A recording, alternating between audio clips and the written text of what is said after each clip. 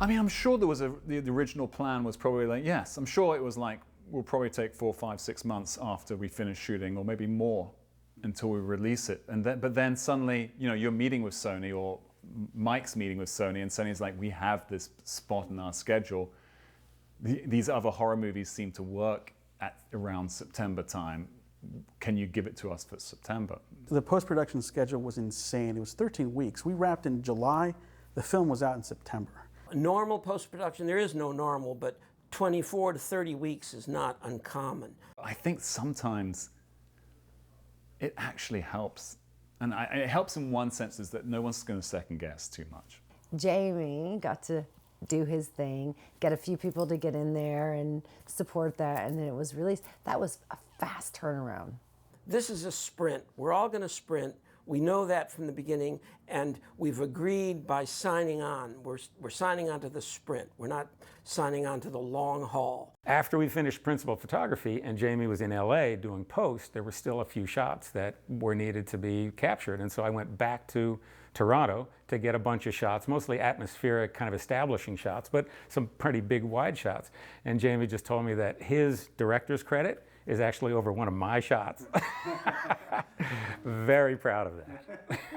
I came in and saw some early pieces just for the opening title sequence. But basically, when I saw the film projected at Technicolor, it was such a treat because it was virtually finished. It's a hard time for me to be optimistic for some strange reason. There's some saying in the film business like, the movie's never as good as the dailies and never as bad as the first cut. And unfortunately, I think I lived my life a little bit that way. I was always encouraged and I thought it was looking good, but I've been through enough right now that you truly don't really know what you have until you put it in front of an audience for the first time.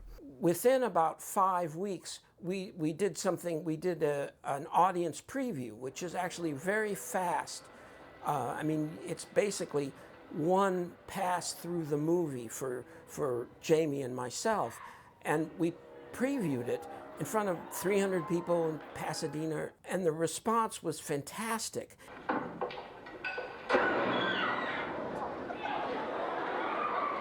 Sorry. Any different vision of the movie went away at that point, because the direction we were going and the concept we had was clearly successful. Okay, listen up, guys, because this is how the story really goes. So the point from the preview to kind of locking the movie was, okay, now it isn't, oh, we have to go find the movie in here, or we have to retool this movie to some other movie. It was, oh, we have to now execute this movie more slickly. If you're doing a horror movie and no one screams during your test screening, you're screwed.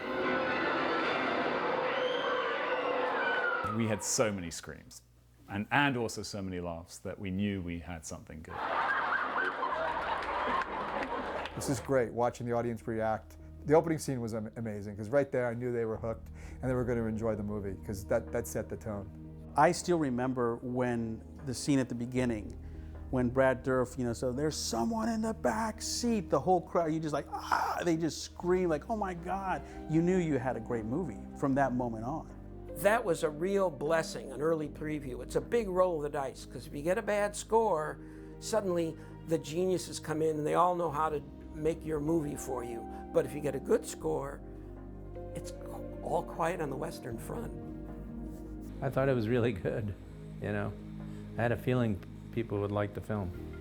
I liked it. The thing I like to take away from each movie is whatever life experience that I had, not only, professional life experience, but personal life experience at the same time. And to me, it was a good, great all-around experience. Seeing the whole movie for the first time was great. I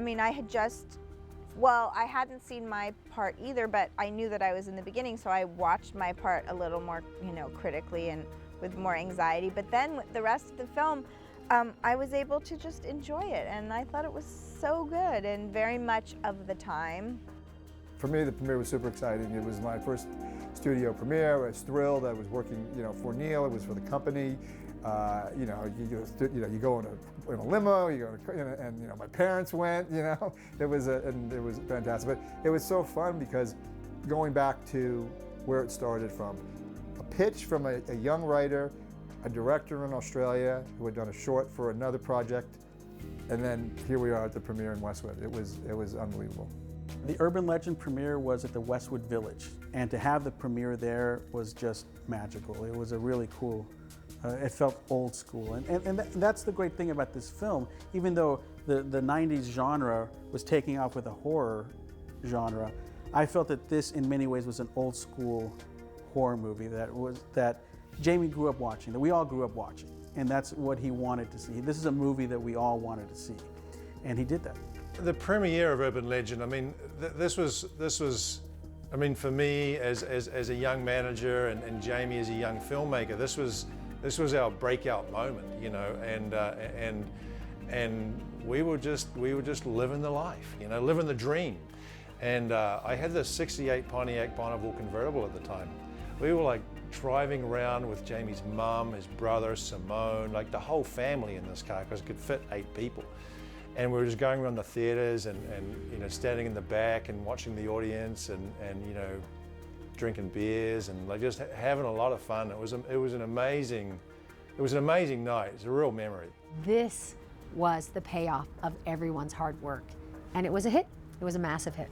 Well, I saw it in Hollywood, and I went, and it was great. You know, it was a true Hollywood premiere, and we all had a great after party. And it was the first time I think I met Jared's band at the after party.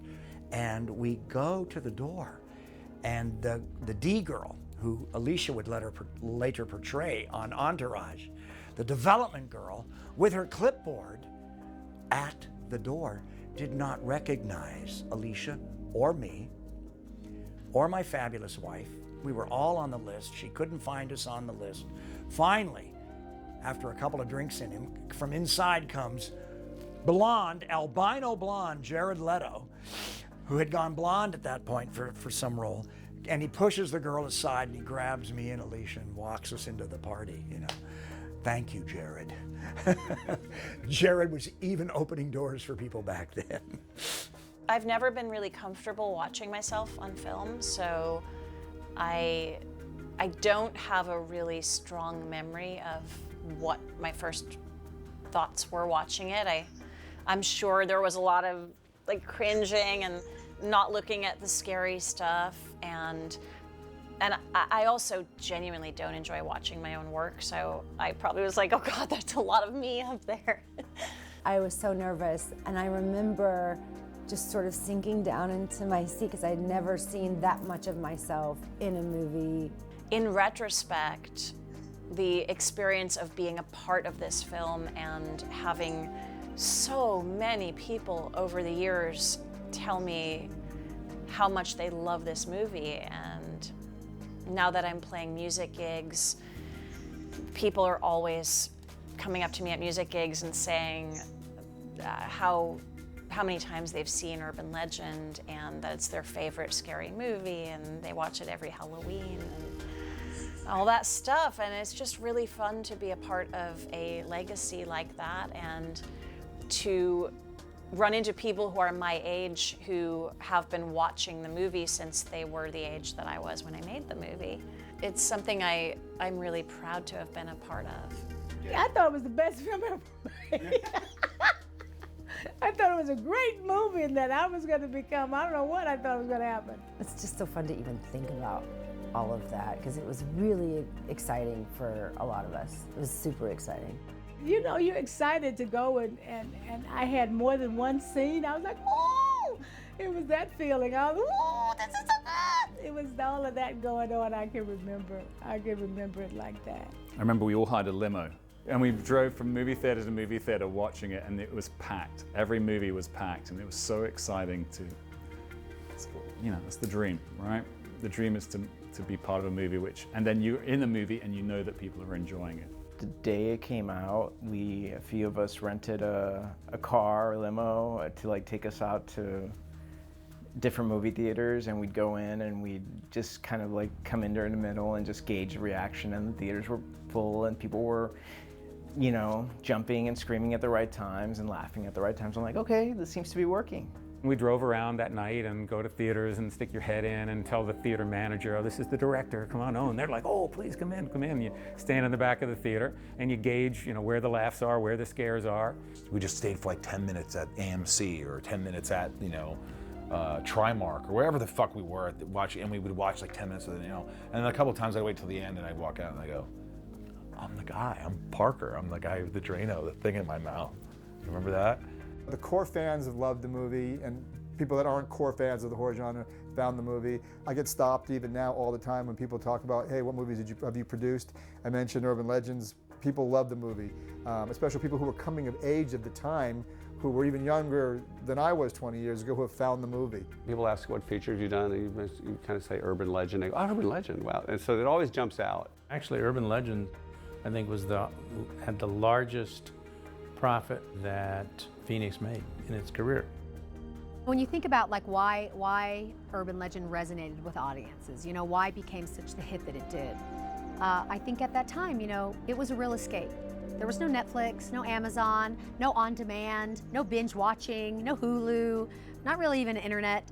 So people would go to the movies. It was a collective experience. They would go to have a good time, to escape.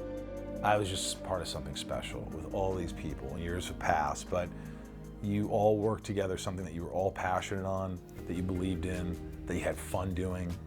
So it was, I mean, it was a joy, and you always relish those moments. Well, I was very glad I did it. I was very proud of the work I did. I was proud of the collaboration, too. It's a remarkable achievement. We did what we set out to make a film.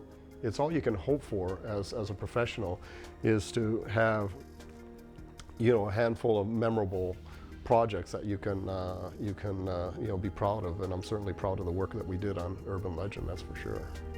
I didn't know at the time how special it was, but looking back, it really was, and I have a lot of gratitude for that experience making that movie. That's probably why Jamie was able to assemble everybody for this documentary 20 years later, is because it was a good vibe. It was the best film I ever worked on because of the camaraderie, because it was a family, and I think it was Jamie, of wanting to help Jamie fulfill his lifelong dream of directing a major motion picture. And I think we all knew that, and we wanted to be a part of that. Thinking back to the friendships and the way things were on set and the camaraderie, and that's kind of what it's supposed to be, right? I mean, why do it unless you're gonna have a good time doing it? We all really learned from each other. We got lucky, we got a great cast, a great director, great producers, a great team together.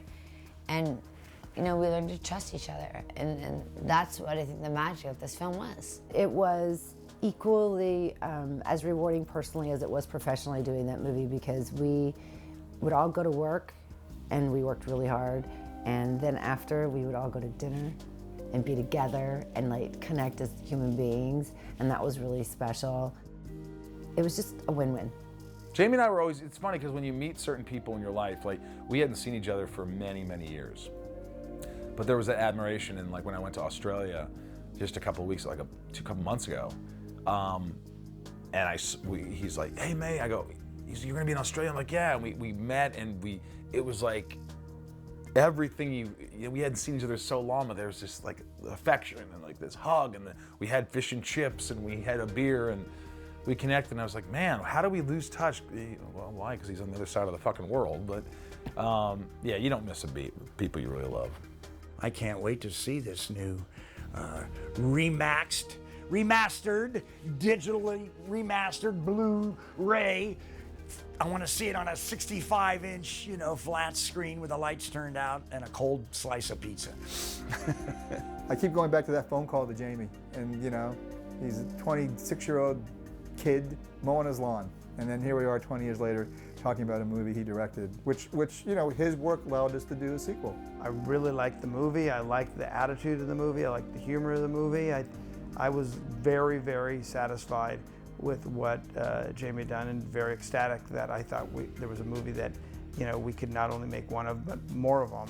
Doing these interviews with this group of people and realizing there's that much love and care and and just commitment to the craft of making movies, commitment to the director and his vision. It doesn't often happen like that. And so my big takeaway is that was a really special time in the life of all of us.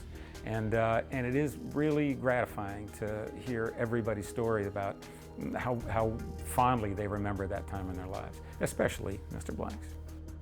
The fact that you're asking me the questions about what I take, you know, from this experience of having made the movie, and you're doing something for the release, it makes me happy because, you know, Jamie and all the people who are part of it and all of the people who made some money off of it, you know, and all the people that watched the movie and have become devotees of the movie, you know, that's what makes me happy. You know, I'm proud of it. It's, you know, it's in the 100 movies that I thought that I should be proud of making.